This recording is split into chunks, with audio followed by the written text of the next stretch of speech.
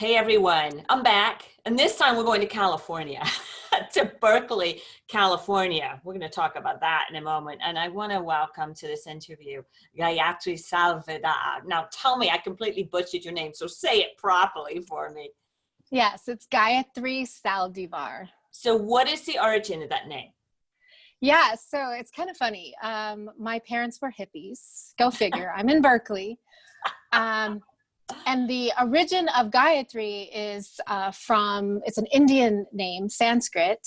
Okay. It's the highest mantra to repeat to achieve the ultimate liberation, salvation. Oddly enough, I then, in my adult years, went on to learn Indian classical dance and taught and performed for 10 years. So I went to India quite a bit. And so my name had a lot of value when I went there. Okay. So they would kind of stop people and they would ask you about it, or what would the conversation be? Well, in India, I was consulted by sadhus saying, this name is good for your astrology. You go by this name. It is my middle name. I do have a first name, but I rarely ever go by it since You're a woman of mystery. Yeah. Oh, that's awesome. And your expertise is nutrition. But it goes beyond that too, right? So I know you through nutrition, but expand for us. Yeah. So when I was studying dance in my early 20s, I started getting into nutrition. My first nutrition class was in 2003. I highlight this myself because that was when we first really kind of finished the Human Genome Project that took 30 years. So for me, this was like kind of monumental that's when I was beginning. That's when, really our information that we know now too was beginning. So I feel very grateful to have been studying that long, but it did take me quite some time to kind of sort through the dietetics programs. I did my bachelor's at Berkeley. I took some breaks in between, then went back into another dietetics program for my master's through an online program at Eastern Michigan University. Oh, yeah, totally. And it was a coordinated master's program. So I got the wonderful honor to also do some private practice work with Sonia Angeloni. I'm sure you're familiar with her as well. Sonia, yes. Yes. Mastermind. Yes. So I was doing some research on nutrigenomics in my grad program. Thankfully, I got the opportunity and I got to learn under her and get exposed to, then it was called Genomic Solutions. Now they have evolved to Genomic Medicine Works now. And so it was because of Sonia Angeloni that I was really, introduced to them and you. And, at the time, like everything was so brand new. And I'm just so thankful that now we're in the same circles. And so what we're talking about is, obviously your training, but we both work in this field of, we could call it genomics or food gene crosstalk. And it's really how we understand how the information from the environment, the stress that we do and don't live with, exercise and food influences our innate biochemistry, and it's steered by our genes. So we call it some of the cutting edge of medicine. We're not in clinical medicine. We don't do clinical work like doctors do, but through our work, we're nutrition experts, but genomics sheds this amazing light on how to understand health and right now immunity as well, right? Yeah. Yeah. Yeah. So my practice is 23 nutrition therapy. And of course, I'm, learning from the great experts like you and trying to really put this into my functional medicine practice. I'm seeing right now we're needing this even more than ever, even though a lot of things got put on pause in the last couple of weeks because of just so much uncertainty. I know in my own practice, a lot of clients that we had done some discovery calls. We were, talking about doing some packages. Things kind of, really went on pause. Well, yeah, as people It's sort of like a huge step back for the world. It just took Yes. a long time, I think, to kind of, the waves were slowly brushing up on the shores, and suddenly it's like, uh-oh, here it comes. And, even though we kind of know outside of shores what was going on, you're never ready for the tsunami, right? So what are you seeing in your community then as you kind of survey the waves right now? Yeah, so I feel like more than ever, we need to look at our own gaps, just like we're seeing in our political system, in our economic system. This is really shedding a light on what was already broken. Hmm. If we're seeing that our community infrastructures were already broken, our financial systems were already broken, our healthcare systems were already broken, we can also shine some light on our own health. What was already kind of, not functioning optimally? Where can we dial in on now, to really upgrade that so that we aren't the most susceptible as we uncover more and more research about the, comorbidities in those people that are having the most severe complications with COVID-19. Like, what can we do now to support ourselves to, really optimize our health now? Because if we wait until we're already sick, it's too late, right? And I think, for so many of us, I mean, we work in a very new field, a very cutting edge area of nutrition science, and it bridges, of course, directly with medicine. But how does somebody sort of do an inventory of themselves to see if there's a gap? Because some of us innately know it, right? When you're innately in touch with yourself, like, ooh, this doesn't feel right, or that's out of balance. But my observation is most people don't even know where to start. So how do you do an inventory to figure out if you've got any gaps? Yeah, well, the simplest way to start with the basics, how are you feeling? Are you feeling, anxiety? Are you feeling tension? Why is that? Start asking yourself, what sort of areas are deficient right now? Have you eaten? Or maybe you're eating, what are you eating? Sleep, how's your sleep? I know for me, that's probably the number one area that if I get sleep or not get sleep, it's going to shape how I feel the next day. Absolutely. Yeah. But I mean, we can go big, we can go little in the details in those areas, but just to be on the most simplistic, like I was saying, that, looking at the areas of what kinds of food are you eating? How much sleep you're getting? Are you getting consistent sleep throughout the whole night? How are you managing stress? Exercise, sunlight, these are all the basics that keep us going, COVID-19 or no COVID-19. Yeah, no, it's true. And I would say, again, Meryl and I were talking about this in a separate interview. We can talk all the nutrients and nutrition we want because it's how our body operates. But if you don't audit for the stress and the sleep, which is probably even more overt right now, then the nutrients can only do so much work, right? So you have to address these areas. Movement we're aware of, and of course it's very difficult. Like, let me ask you where you are in Berkeley. So California is, quote, on a lockdown, but I don't know if it's by locality. So what's happening with you? So yes, we were one of the first handful of counties to go on lockdown in California. The San Francisco area. Yes, no. So I had a little bit more warning than other people, but yeah, I mean, it's that for me personally, it's definitely changed quite a bit of my self-care routine. I can't go get my massage. I can't go to the hot tub sauna. I can't go get my stretching. I mean, these are all luxury items I am aware of, but they are things that make me feel good. And so, yeah, having to dial in other ways. I am thankful. I live over by the UC Berkeley campus. There's lots of hills behind me, lots of trails. I was already, on a daily practice to go outside and, get my daily hills in. And now it's like essential. It's essential business to take care of myself. So I think that when we're talking about essential businesses a lot right now, we need to think what are our essential businesses, which is self-care.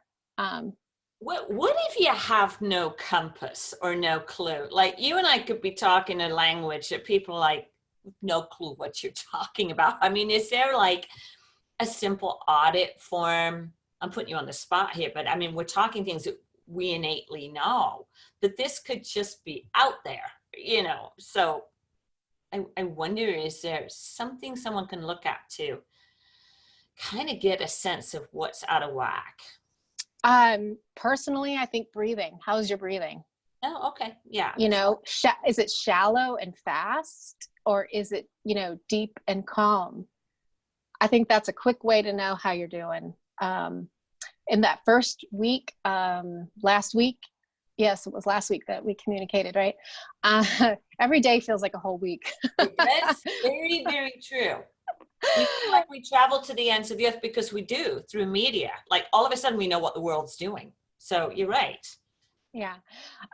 So I know personally, I was, you know, trying to scramble to get my parents in order, you know, knowing what was coming, like how can we work out, you know, different ways now to make sure that you are safe and secure and have all your needs met. And, you know, both of my parents have limited online Wi-Fi access. So this poses a huge concern for those who, you know, are not up to speed in technology. But during that time, I was the most stressed out I've ever been in my life. And, you know, the shallow breathing was the number one, you know, way I was gauging that for myself. Interesting. And sleep was deficient. So sleep was contributing to the shallow breathing. So personally, I find that, you know, what are some things that I can do to help myself sleep better? Of course, not reading the headlines at night. That's a great. And it's so hard not to do, right? Because as we're going to sleep, the world's waking up and you're on the next wave. So I hear you. Good point. Yeah.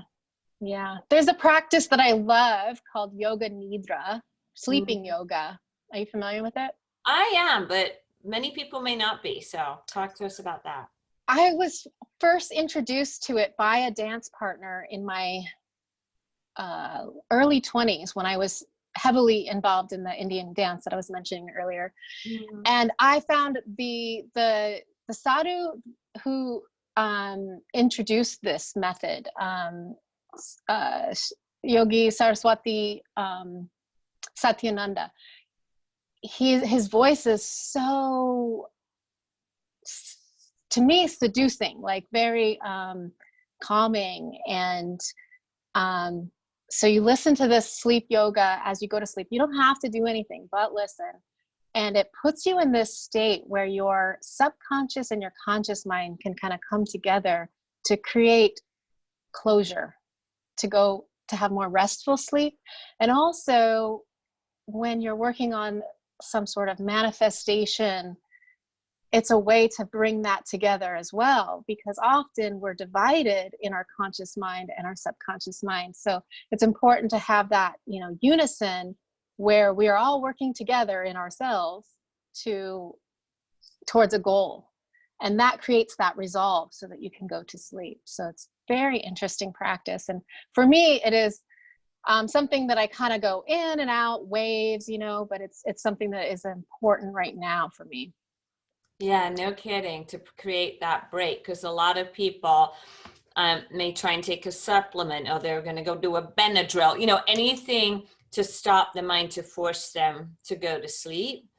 Whereas you're actually using your mind in the practice to help you go to sleep. So like in the notes, we'll put a link, you know, so where people can find out more, because that's so therapeutic. So if you talk about sleep, let's go into genes and why it's so important, how that feeds into your immune system. So when you go to sleep, what does that enable the body to do?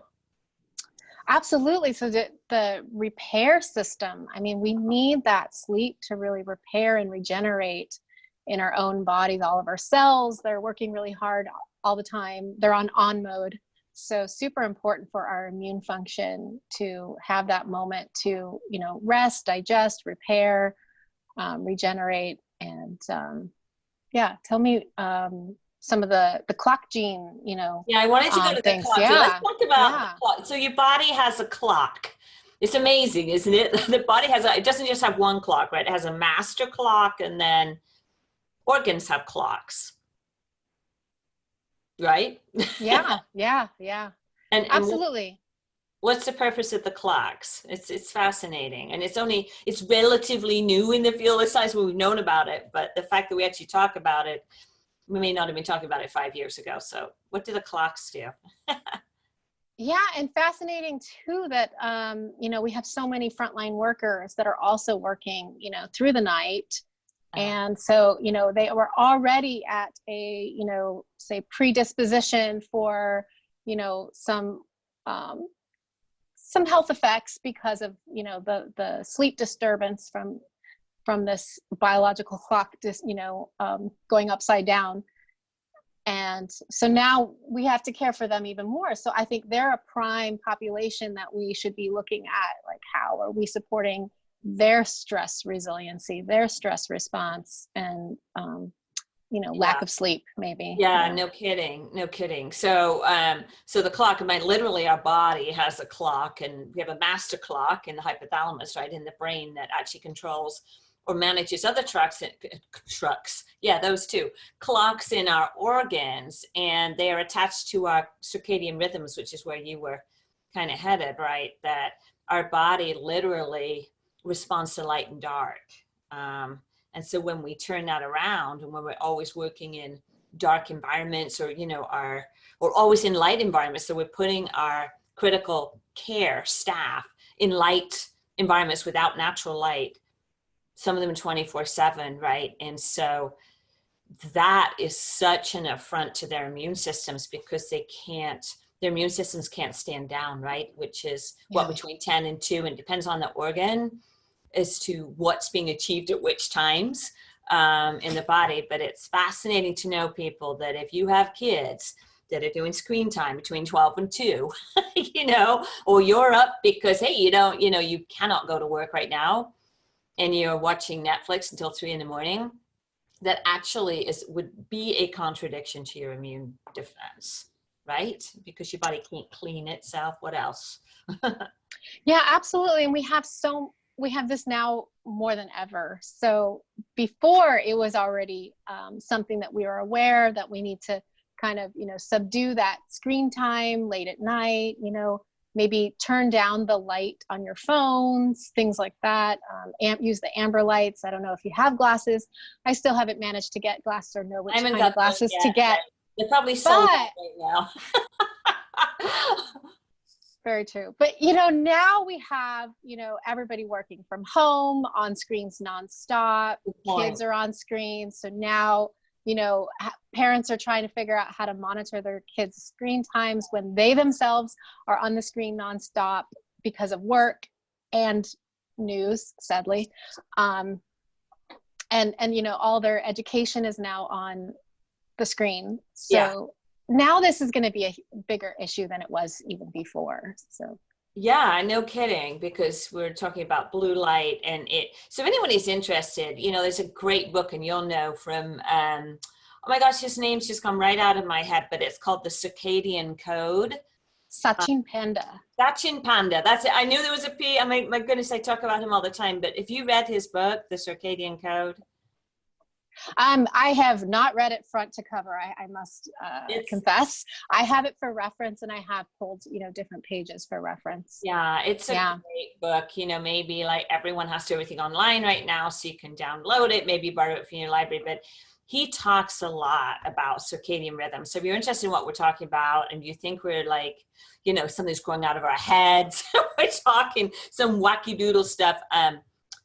Just read his work. It's beautifully researched, and it's what we're talking about is very validated in the science. But if you don't sleep, even if you eat well and you exercise, right, it is such an important part of your immune defense, immune restoration, immune support. So we have to get that piece in order if we can. And you suggested, not only this sort of, and Meryl and I were talking about it yesterday, you do this sleep hygiene, this protocol where you are going to try and go to sleep about the same time every night if you can, but you clean house of screens, an hour before, half an hour before?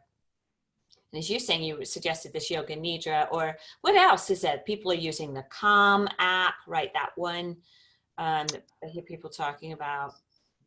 Yeah, I personally like to take a warm bath or shower. Magnesium salt bath are, that's a really great way to Yeah, but I'm just thinking like calm the all of self. a sudden we've got like 3 kids, maybe another teenager who just had to came home from college, or a young adult, and yeah. But yeah, if we could all get that in, I mean, that's wonderful. I'm sort of thinking parents say, yeah, right. I'm going to throw all the triplets in the magnesium bath. Like, oh, it's really Yeah. calm around here. Great idea. But no, seriously.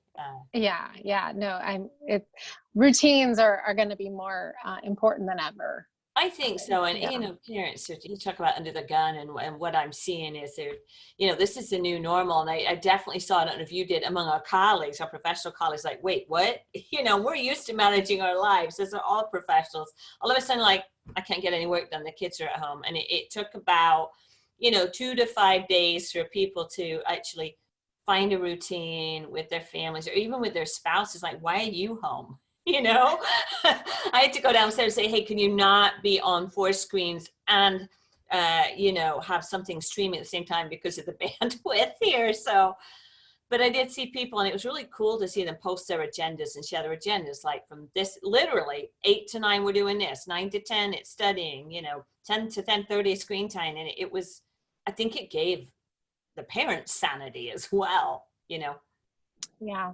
absolutely. All right, so we talked sleep. There was somewhere else I wanted to go with you. Stress. Obviously stress is going to impact sleep. And so, I mean, people's lives have been turned upside down. All our lives. I mean, no matter how grounded we are, the world suddenly shifted. And threw everyone for a loop, regardless if we knew what was coming. We actually don't know, right? We have some understanding from epidemiology, what we may be able to expect, but it's changing, as you said, on a moment-to-moment basis. So this is very stressful for people who may have thought their life was in order, or who had a routine and now they don't. So how, we talked about meditation, and for some people that's just out there, right? But how else can you mitigate stress? Do you come back to your breath, like you said, say, hey, wait, stop? Mm-hmm. Okay. Yes. Breathing. Personally, I love Kundalini breath of fire. That's been something that has spoken to me in the past. And I notice more and more of the classes that I've attended are now online, which is great, but I want to personally spend less time online. So if you can get out to nature, take just one simple practice, one simple breath, practice, and take it outside to nature, deep, unplug from all these screens. And I think that's a great way to de-stress, because I think this 24/7 plugged in is also keeping us stressed. I was listening, I hadn't heard him speak for a long time. We have I think he's from California, Richard Louv, L-O-U-V. And his his first book many years ago was called Last Child in the Woods. You think about that, Last Child in the Woods. And it's an absolutely brilliant book about how kids may still be outside, but they're in structured games, they're in contact sports, and they're not actually able to be in nature. And so he said, I don't know whether he coined the phrase in that book, but in his next book, maybe it was called Vitamin N for nature, and actually we're deficient in vitamin N. And so, he was on an interview the other night on NPR, or one of the public radio stations. And, the interviewer was saying, what do you do right now? You're in California or New York, where we're absolutely in lockdown. I mean, so he had some neat ideas, like, for some people, they may not be able to go outside of their apartment building. I don't know how stringent it is where you are. We don't have free range. I'm in western Wisconsin, so we have a lot of land and a lot of open space, but it's sort of non-essential movements. But what he talked about is, even if you go out on your balcony, or even if all you do is lean out of the window, and I'm trying to give some ideas here. He said, if all you can do is just listen to the birds or study the clouds, just connect. I thought it was a beautiful idea, very, very simplistic. And some people may think we're mad, but what he's saying is you have to, You can't, at this point, it doesn't matter how much you spin yourself up, that is not going to help. In fact, it's going to distort, right? Can you talk about that at all? I mean, you will always come back to meditation, but or breath, and yet these are such foreign terms for some people. It's like, why are you talking about breath? You have no clue where we're at in our lives, but it's true. It's one thing we can control as we are well. I want to be very respectful of the environment we're in, but a breath, for those of us who are well, so. I mean, I feel really lucky. I have hills right behind me, so I have a place to go. But you're right. I mean, so many people, if they're in New York, if they're in a more, highly populated, dense city center area, you can't just walk outside so easily. You might have to get in a car and go somewhere. Right now, it's not as strict as far as, getting pulled over if you go somewhere, but we don't know what's coming. This could easily change. It's written in our laws. I read the laws that they have the power to do that if they decide that that's what they want to do. So it is that. I think that's there's a lot of Americans who are very scared of that, understandably. So we won't go down that path, because I've certainly seen the conversations about that. Of course, that is what's happening in Italy and Spain and maybe some other countries. I don't know. Even the UK right now, as they attempt to isolate and say, look, this is really a crisis. So we can hope in the United States that people are really understanding that nobody wants to restrict anybody's freedom, but this is our chance, right, to create this break. I think you saw the piece I posted that was written. It was called, or is called, The Hammer and the Dance. It was brilliant. And it's science. It's like the hammer is if you come down and isolate. The dance is if you don't take it seriously. You're dancing with an invisible enemy for an unknown period of time. So this is very, very stressful, because as a country, as Americans, we are used to doing whatever we want, whenever we want. Look at Vegas. It's 24/7, whatever you want, honey, any time of the day or night, right? And we're a 24/7 society. So this is very difficult, because other cultures actually have a break. Italy does close down, right? I don't know about India. Like, does India stop at any point in time, or it depends where you are? I'm very concerned about how India will be dealing with all of this, because there's much more dense population there, obviously, and a lot of people don't have shelters. And how are they? I do not know how they're doing this. It makes go ahead, finish. Oh, I was just going to say, I haven't even gotten to the point to start looking at that, because everything is going so fast and so far here right now that, but I am concerned. It's a very good point, because we're only just starting to, see movement in India, locking down the population. You're absolutely correct. And I was in London about 8 weeks ago with my family. My family lives over in the UK, and this is so we're starting to hear what was happening in China. And just as I left the country when I was at the airport, I bought a book about London. It's called This is London. And it's about an investigative journalist that basically examines the change in London. And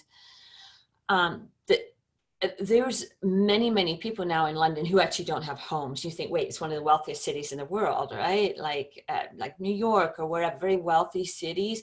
But there's always, in every city, in every county, in every neighborhood, there are people who don't have shelter. And where do they go? I mean, this is a time as a community, we try to take care of these individuals because they will be the first to be exposed, and they have nothing. So it's you're right. It's very, very concerning that this is an enemy that we know maybe how to deal with it if we can control movement. Wow. Yeah. And as much as we want to go outside, to all these, parks and beaches and stuff, they are now getting overcrowded too. So that's, if we're going outside, we have to do it, I guess, smart in a new way, where we can be at least creative to go to a place where we think it might not be so populated, which is hard. Especially where you are, you know, I'm thinking of the whole, you're in California, the whole California coast is probably what our most populous state. And yeah, you know, it's interesting. We're sort of getting philosophical. We know this is going to change the world forever. You know, all of a sudden companies are going to rethink how they do things. People are going to rethink their lives. Hopefully we'll have a new understanding of how critical public health funding is, right? I think so. Yeah. Yeah. As you said, when we started, this is cracking open our weakest links and our weakest points. And those of us who've worked in health, this is not new. Yeah, we covered a long philosophical conversation. I think we'll leave that to like a Tom Friedman, you know, a great philosophical thinkers, but those of us who work in the trenches, it's like, it's so obvious what we need to do here. But yeah, absolutely. And so I think it's really important. So you mentioned, you know, like how can people dial in on, you know, if they have no barometer, or what was the word? They just don't know how to evaluate if they're doing well. You know, we talked about, you know, just looking at their breathing. I know you could also start taking your temperature too. If you have a thermometer, obviously they're hard to come by now if you haven't already had one in your house. Yeah. But also, I mean, some things that are being talked about right now is just like how to, you know, how to address your immune functioning and, you know, make that optimal, and certain things that can contribute to that, like your nutrient deficiencies. If you have anything pre-existing, you know, and you're now under the gun of stress, plus maybe your eating habits change, maybe your food supply is changing. These are all going to contribute to further, you know, breaking down the road. So we want to kind of correct what we can now, right? Look at that from an optimal health perspective. Any medications that, you know, may have been coming at you, you know, you mentioned, you know, instead of meditation, people are looking to, you know, get the Benadryl and the, you know, so all these can contribute to, you know, just working the system in your body. And we want to support that instead of throwing out, you know, lots of toxins that your body has to then clear. I mean, we can go on a really long list here. We got, you know, looking at your gut, you know, any dysbiosis that may, or, you know, imbalances of even healthy bacteria that were already existing could then further get, you know, compromised from all the additional stress, and perhaps the food supply as well. Any existing food sensitivities, you know, and then if you can't get a hold of some of these specific foods that maybe you're working on trying to eliminate, and only exist on a smaller set of foods, this can be kind of something that is an issue. Other areas of health, like liver dysfunction, this can, you know, if you're already in a compromised liver state, I know that that's something that they're looking at in the research with COVID-19 complications. So, you know, making sure that your liver is optimally functioning. Yeah. And you know what, I mean, it's interesting because we can get into the weeds, but I think kind of going back a couple of levels up, like the world's going to change forever. Hopefully this will help us understand why we have to fund public health. But the word that's coming up is comorbidities, right? So perhaps the wake-up call, other than funding initiatives that help people have access to really good food and public health, is really for us to inventory, you know, our own health and say the best thing we can do is not ignore health anymore. Don't ignore that beacon. Don't ignore it anymore, because it's really important. So this is what we're learning from this virus is it can be more challenging if you're not well. So from a public perspective, we want to shore up the systems that allow people to be well. Hello, we've been talking about this for how long? Our colleagues in public health and preventive medicine. But after this, you know, when you come out the other side and you're well, it's time for you to pull yourself up by the bootstraps, right? And as you say, take an inventory to get to well. Yeah. Yeah, and it's not an easy answer, because it's not like you can just say, okay, well, let's just get rid of obesity. Let's just get rid of my pre-diabetes, right? Or diabetes, or let's get rid of my cardiovascular disease. This is not something in, okay, here's a magic pill and it's gone tomorrow. This takes a lifetime of work to continue to work on, to be healthy. And, but yes, this sheds light on where is the work that we actually need to be doing on ourselves. And hopefully we can shift some funding. It's nothing from the healthcare sector that we haven't been beating the drum about, but anyone listening in who's not in a healthcare sector, it is my greatest hope that when we come to the other side, and we will not allow health to be underfunded. That we have a very robust healthcare system, access to health, access to nutrition education, access to culinary education. Let's put, someone has been screaming it for years that we removed, what's it called? Home ec. We called it domestic science in the UK. I don't know what they called it in India, but home economics isn't just how to make brownies. It's actually a survival technique, right? Home ec allows you to turn on a dime with very few ingredients, maybe, and understand what nourishment is, or how you can extend something to feed more mouths, how you can choose some food over others, you'll get more return on investment nutrient-wise, how you can extend your dollar. It's pretty important. I think a lot of people are under stress for this right now. Yeah, I think home economics, great idea for people to learn how to cook.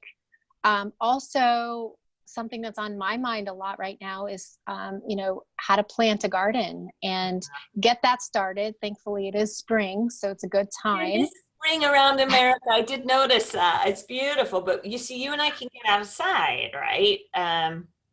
So yeah, sprouting, little veggie sprouts inside. There are things that we can do.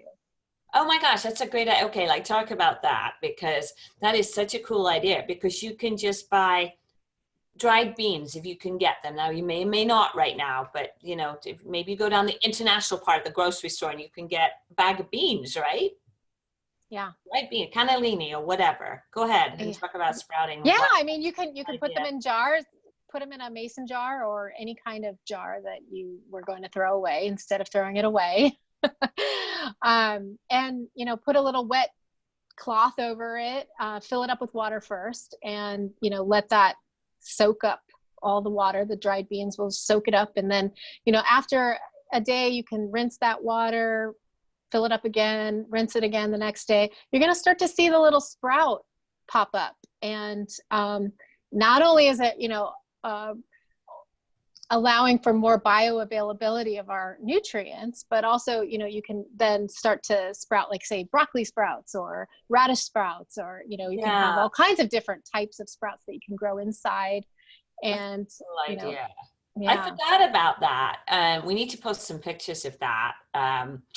Because, one of the big conversations right now is, well, what supplement do I take? And Meryl Brandmeier and I were talking about this yesterday. So today, you and I talk about that, that, we don't randomly start taking supplements as a consequence, but what happens if you can't? What do you do? And you talking about sprouting beans, the things that have been sitting in the back of the pantry, you can still sprout them, right? Is probably one of the best ways you can get some target nutrients, because the sprout, when a plant is sprouting, that's actually its most energetic, nutrient giving phase, right? Yeah. And they're also more easy to digest. So many people are struggling to digest beans. Well, here is a great way to digest those beans before. Of course, you would want to cook them still. Yeah, no, good point. Yeah. I'm thinking of the sprouts or whatever, and that we get at the store, with the long tails, like the pea sprouts or whatever. I mean, those are expensive, but you actually could do that at home. It's like growing your own supplement. I need to post some notes on that. It's a brilliant idea. Yeah, I think the more we can do with our own home garden, home sprouting is a great avenue to take with this when we have a lot of uncertainty with our food supply, and every area is different in how hard they're being hit by this. One thing that I see happening is that, America only knows how to shop from a handful of stores. All right. Talk some more about that. That's an interesting point. Well, there's a ton of local stores, and they aren't getting hit as hard as Amazon and Target and Walmart and Costco. But so we can support our local stores, and in fact, if you want them to be around after this, you should support your local stores. Not only that, but I'm noticing that some of the stores have closed their doors, but it doesn't mean they're closed completely. And this is happening with other smaller businesses as well. Everyone was in a rocky state initially to try to like scramble and figure out, well, how to pivot. So a lot of people are going more online so that they can fulfill online orders. So even local supplement stores, for example. Good point. Yeah. And if we spread out how we purchase, this is going to be better for our economy as well than just relying on Amazon and relying on Costco and Target and Walmart. Yeah, that's a good point. That's a really good point. I mean, I'm in a much smaller area, which is useful for me because I've lived in larger metropolitan areas. I'm in a rural area, which a little bit to our advantage because we're very spread out. But the co-op is essential to us. That's our small, locally raised, procured grocery store. But we do have larger grocery stores here. But great point. And yeah, they're always fully stocked. Mm-hmm. That's a great point. Thank you for pointing that out. Yeah. Of course, we can order online from our local restaurant. You have to check first, but I actually did that the other night. We are allowed to go out and do that, and it's cool. I'm like, okay, we're going to have fine dining. It was a little treat. We have fine dining in our home. It was a little different, but you knew you were paying it forward. Same with your local stores, right? Yeah, I mean, I feel very grateful. I live in an area. There's so many progressive, yeah, stores where you are. Yeah, I mean, we have stores that are focused wholly on fermented foods and how to craft your own fermented, anything. So they sell all the tools as well, and that store is called Preserved, by the way. That's awesome.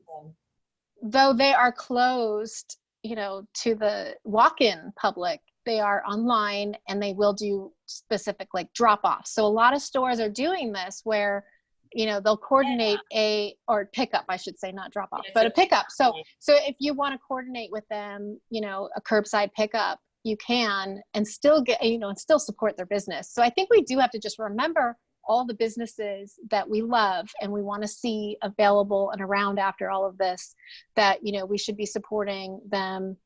And there are some smaller supplement and herbal stores as well that have full stock. They have full stock because everybody's been on Amazon. It totally, because I know Berkeley, I know what you're talking about. I mean, it's having lived in Boulder too, there's so much there. What's interesting for me to come to a more rural part of the country, at least for the past 2.5 years, and see it's a completely different makeup, but it's, some of our small stores I haven't even looked at. The food we can get, but other little things, it's a kind of a great idea. And I'll give an example. I love to knit. I don't have enough time to do it, but one of our 3 yarn stores had to close. And I said to Yona, because I've worked online for 22 years, I've telecommuted since the 90s. And I said to her, you don't have to close. You can still do your knitting club online. We just jump on, just don't hog Zoom at like 10 in the morning when, we need businesses also to share the bandwidth with you. But hey, do what you want, people. But it was a point to her to do your knitting club like you always did on Friday night. And so what she did is she took pictures of all the yarn in the store and all the different things she'd made in the store. And she said, okay, this is what we're going to make this week. And everyone would just buy from her. So she totally repurposed the store and said, we'll do pickups. And so that's a perfect example. Of turning your business model inside out in the new normal, at least for the next 1, 2, 3 months. So you're absolutely right on. The strength of any country is going to be in its communities.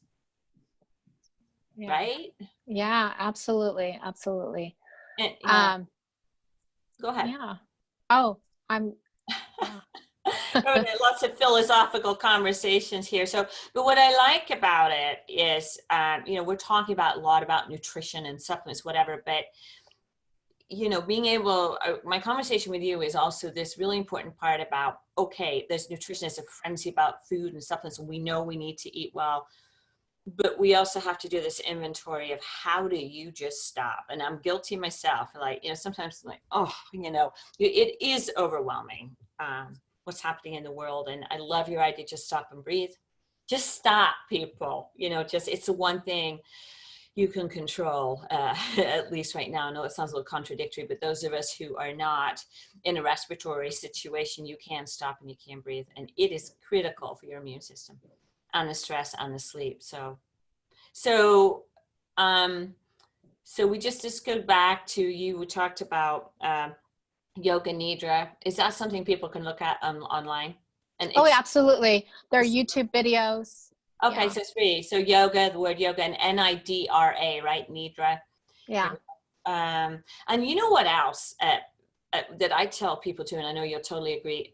One of the best forms of yoga, even if you're like, oh, here they go with the wacky stuff, is yin yoga, Y-I-N. Yin yoga is beautiful, or restorative yoga, because if you don't have any balance, guess what? You can you can lie on the floor. It's mostly on the floor. And it is so hyper relaxing. What you're doing is stretching your body. But I'm going to tell you, 10 minutes into that, I don't know about you, and your mind absolutely releases, right? And you kind of get up in this soporific state. And it's not about meditation or getting into a trance, but it does actually kind of really dig deep into your sympathetic nervous system, right? And you can't but get up and say, what just happened? That was amazing, right? You kind of drop off and drop out of the frenzy. You will, I promise. We all have different coping mechanisms with that. If you think what we're talking about is wacky, just do that. Just go look it up. Yin yoga or restorative yoga. There's tons of free stuff, right? Yeah, and also the you know, the vagus nerve, you know, connected in our gut brain, you know, connection into our digestive system. That's, you know, the shallow breathing, I feel it first in my, you know, lower abdomen. I feel like the entire abdomen, really. I know that in touch with yourself. You know what that feels like, right? Well, it didn't feel good. I know that. I know that it was feeling just like nonstop anxiety in the middle of the night, you know, all connected to my gut. And I'm not one that you normally has that kind of, you know, feeling. So I know that that's like, oh, this is different. This is now. And, you know, our vagus nerve is all connected into that, you know, that parasympathetic nervous system that, you know, rest and digest, right? Yeah. And so that's what we want to promote more, is that rest and digest. That's the opposite of that stress, and kind of getting into your, you know, fight or flight, you know, opposite of that. So we want to support that as much as possible with any exercise of meditation or you know, laughing too, you know, laughing yoga. And you know, the other thing that, and I saw this actually as part of prescription for one of the nurse practitioners I work with, brilliant guy in Texas, Brandon Brock. I love to throw out people's names in books, and so we can do that. But you know, he on the really, his focus is neurology, and he said, I see prescribing to his patients gargling to activate that vagal nerve. It's really interesting. Now, I've never done it to relax it. I don't know how you gargle, but he's actually doing it to activate and keep the nerve active so you can digest more wholly. Fascinating. Oh, that is fascinating. I haven't heard that one. I've heard the gargling. Look that up, gargling, and I'm kind of, I guess I'll have to have you come back and say, remember we were talking about gargling? But it was interesting because I actually looked at the science. It was about 5 or 6 weeks ago, so I can't talk about it intelligently here, but it was picking people who have challenges with their gut. You know, it's like kind of like activating it. So it's kind of neat that you look at it from a kind of therapeutic perspective and through a different lens. So cool. All right. Go ahead. Yeah. You know, that's one of the symptoms that they're also, you know, uncovering right now with some of the complications of COVID-19 is some more, gut related issues, the diarrhea, and, so I think it's really important that we get our gut strong. If it wasn't already, we need to focus in on that area as well. 70% or more of our immune functioning is in our gut. So that's something that we can, improve right now. Absolutely. And the other thing that kind of fits in our world that's really interesting too, that's come up just very recently, I think, in the literature and in observations are the loss of sense of smell, taste and smell, which, you'll hear a lot from the health, nutrition, medical community about the role of zinc in immune function. Don't go out there and suddenly start amping it, that's not our best advice right now. Maybe as part of a protocol if you're working with a nutrition expert. But zinc is also related to, they're thinking the loss of smell, taste and smell is related to a zinc deficiency. And we know, you and I were working in clinical practice, not in this environment, we see zinc is probably one of the most deficient nutrients. We see zinc, magnesium, and I would say folate. So I think I'm going to do a whole broadcast on zinc. Where you find zinc? But yeah. So that's interesting. So there's so much, but there's no one nutrient that's a star for the immune system. It's all about how everything works together, which comes back to the fundamentals of eating as best you can, which includes plants, folks.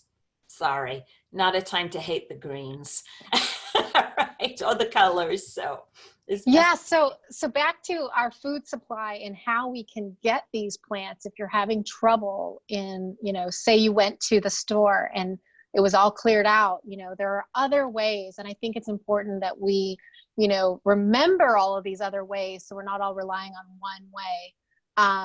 Farmers markets are still open, and I understand it's specific to certain areas. So if it's not open in your area, you might have to go a little bit further out. But there's also the CSA farm boxes. So I thought about that this morning. Yeah, go ahead. Yeah. I mean, I feel lucky enough that my local produce grocery store that I love, that's down the street from me, also receives all of their produce from these local farms. Like there's a farm, Full Belly Farm. Yes, I know it well where you are. Yeah. And they have a CSA box as well. I got on their newsletter yesterday. So like there's I mean, everybody is looking to be seen and heard right now. So you can get on anybody's newsletter, and that's how you'll connect with, a lot of these local. Let's talk about that real quick. So CSA, what we're talking about is community supported agriculture. And of course, you're in California, it's like a year-round season, give or take a couple of months. You're in Texas, Florida, it's full on right now. But those of us who are living in the northern part of the country, the upper Midwest, et cetera, we're waiting for our seasons to come online for fresh produce, unless it's grown in a hoop house. Now's a really great time to look up community supported agriculture. Or you could go to localharvest.org, and search by your zip code, or just put in local farms that are community or CSA, local farm CSA. You will find a number of farms. You'll be able to talk to them about, how they're navigating the crisis, the current situation, like what the laws are that you may or may not know. And you actually can pay it forward if you want and order your season worth of the harvest, right? So they're still going to be able to grow because they're supplying stores, right? So you can pay it forward, and depending on where you are, like May, where I am in the upper Midwest, you can start to have fresh food out of the field. Some of them do like meat shares, right? It's not just plants, they may have egg shares. Talk about supporting the community. Obviously, this is not within reach for everyone, but for those of you who are looking around, exactly as you said, here's a great way, because you're going to have to feed yourself and your family, moving forward regardless. Great point. And it's actually something that came up in my mind, because I always used to have a farm share before I moved here, that we're actually going to do that, secure a box. And guess what? If we move away from here, we'll just donate it to someone else, right? It's a great, great idea. Thank you for that. Yeah, and there's also other like meat companies too, or I think there's like a wild Alaskan salmon Yeah. company that, you know, will deliver salmon, deliver grass-fed meats, pasture raised. So there, and then, you know, you might even connect with a, you know, local supply of chickens. Maybe your neighbor has some chickens. Yeah, yeah, it's where you live, and I'm in dairy country, so that is not impossible. I think what we don't know is how the laws navigate right now. But if you're in the food supply chain and you're a supplier anyway, you know, it's again, I just find out, you know, what applies Mhm. to you. But you're absolutely right. You know, we have a great supplier here locally. I can just drive up to their farm, and everything's prepackaged. I'm sure they will hand it to you, as opposed to us helping ourselves now. But yeah, yeah, you don't have to go to Trader Joe's or Whole Foods. If you're in the middle of San Diego, I get it. You know, or downtown LA, you may have to drive a little bit where you are, but think about that. If you have that opportunity to think outside the box, if you are allowed to by your local laws, which is so strange for us to say as Americans, but it's where we're at. Be respectful of each other, right? Be respectful. Yeah, so I do think it's important to go food first. You know, I know we have quite a bit of supplement, you know, advice out there right now, and Agree. it's Absolutely. actually getting harder and harder. I have a full script dispensary. I'm seeing a lot of sold out in the same, you know, supplements, which is hard, you know, when you're also trying to correct deficiencies as a practitioner. You know, this was Yeah. not happening just even a month ago. But if we can promote food first and how people can get their food in a Yes. more sustainable way instead of buying out, you know, one central, you know, Totally. food production line or whatever. Yeah, we can be more sustainable as a Be community too. better neighbors. No, absolutely. And, you know, I think you knew about it. I did a webinar last week with Chef Kate. I work with her every single day, Kate Waters, which is free. And one of the things she did, and I actually did last weekend, was we dehydrated vegetables and then we pulverize them. You know, like whatever, leeks, garlic, you can pulverize anything. So you can talk to any nutrition expert. They'll tell you which ones to target. You can dehydrate them in your oven or in a dehydrator. I don't have a dehydrator. I use my ovens. I commandeered them all day. I left them on warm. And you create, like, it's just like the sprouts. You are concentrating nutrient sources into something you can sprinkle on something, make a stock. It was like the best thing ever. You know, why did we think of making our own supplements? So to repurpose food is brilliant. Great ideas. Okay, so listen, we've come up on an hour of taking of your time. What are some parting thoughts? We've kind of had a really great, wide-ranging conversation outside of food, and then focusing in on your local food supply and some options. So what's your take homes you want people to know, and how can they find you? Yeah. So I think it's just important to, you know, support our own immune system in, you know, looking at the avenues of how we're doing with our stress, our food, our sleep, kind of the basics, kind of go back to the basics. It doesn't have to be complicated.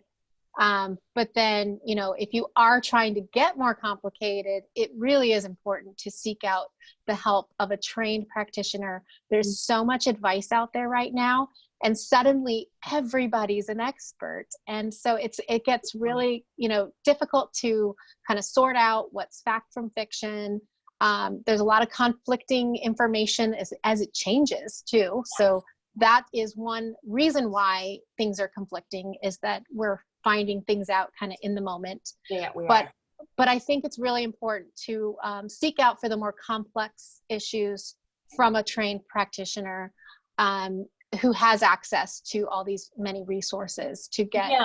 Yeah, it's a good point. And I know no one of us going to sit here and say, hey, come to me, you know, but, you know, there are, maybe we'll talk about how do you know somebody has the training you need. And you know, one of the questions you can ask is, you know, do you have a degree in nutrition science? Have you studied nutrition science or nutritional biochemistry? Because, and it could be a doctor, you know, it could be a naturopath, of course, dietitians, both of us are nutrition experts and dietitians, but, you know, teasing that out as opposed to well, where did you get your training? Oh, well, I took a nutrition course.